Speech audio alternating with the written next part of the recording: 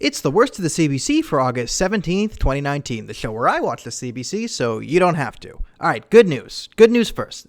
SNC-Lavalin was handled responsibly today. Granted, it was the third lead story when it should have been number one, and there were a few problems in the way they did that, but it was shut down quickly, and I'm not going to nitpick, right? When it's good, it's good. There are a few tries at obfuscations, but it didn't work. They covered the fact that SNC's lobbying basically managed to get a law underwritten in their favor. So good on them for that. What is the worst story then? Well, what was the lead story that broke up? There is a protest in Portland, and it's time to panic over white supremacy all over again. Seems like we do this every week. What has happened?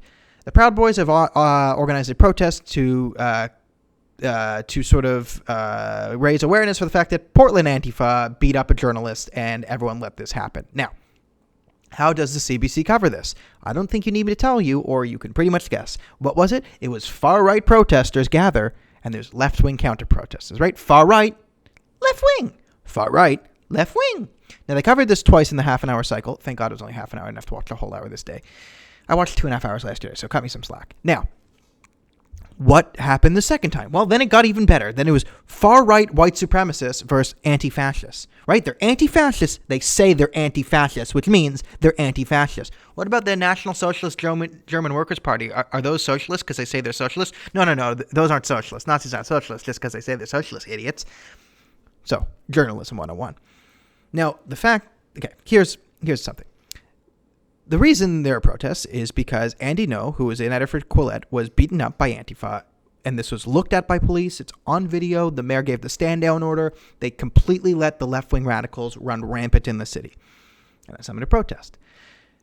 Now, do you think the CBC was upset about the assault of a journalist? No. Just throw in. There was a violence against a conservative journalist. Now, Andy Ngo doesn't say he's not a conservative, so let's just throw journalistic standards out the window right there. Whoop! Now, what happened the second time? Well, it was white supremacist anti-fascists, right? We said that. And they brought on the Charlottesville mayor. And they kept saying, well, this is like Charlottesville. It's like Charlottesville. It's like Charlottesville. Charlottesville's happened. Do you not understand that there's literally been 2 Antifa terrorist attacks in the last month? What does someone have to do to be considered far left? Honestly, this is an important question.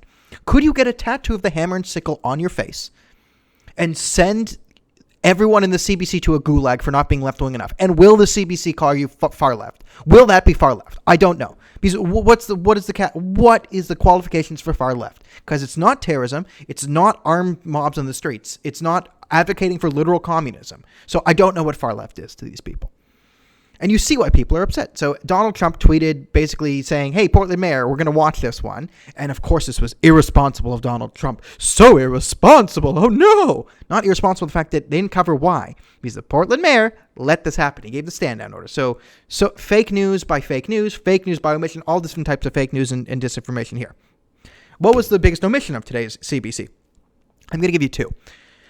Number 1, rockets are flying into Israel from the Palestinian territories. What's new? Now, the reason why they're doing this is because Israel's in the news. And the reason the news isn't covering this is because they don't have to say, hey, why are Palestinians firing so much rockets right now? The answer is because of the Ilan Omar Rashad Tlaib thing. Now, is any Palestinian hurt by this decision? No, it doesn't matter.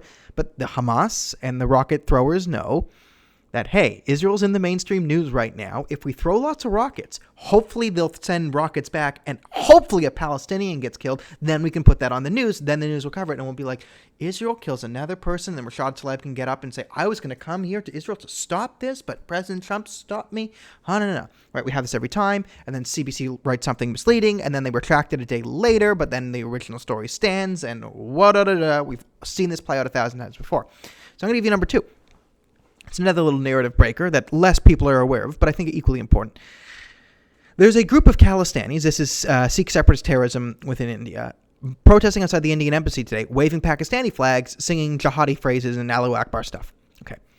Why are the Sikhs shouting Allahu Akbar, waving Pakistani flags? Now, granted, most Sikhs in Canada don't support this, but why are they doing that? And the answer is because the ISI in Pakistan is the big funder and supporter of the Khalistani separatist movement in Canada. And the Khalistani movement is responsible for the worst terrorist attack in Canadian history, the Air India bombing, okay? So these people have murdered Canadians. This is the Jasper Atwal, the guy who Trudeau took a picture with in India. This is a Khalistani. These are bad news bears people, and they have positions in our government. Raj Gerwal, whose uncle is on video in Pakistan in the 80s with an AK-47 talking about doing terrorist attacks there.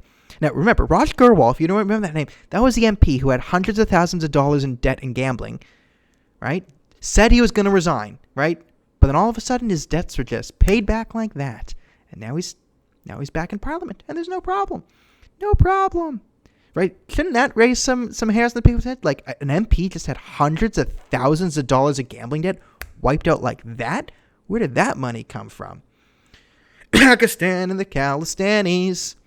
So that's a big problem in Canada. And the reason we're not covering it is because then media have to be like, wait, why are the Sikhs waving Pakistani flags saying things about jihadis? Is it because it's a mostly Pakistani front group in Canada? No, we're not going to talk about that. So, Paige and Raj Gerwal, can I get your opinion on that one, please? Raj Gerwal, maybe Nadeep Bains can weigh in here? Who knows?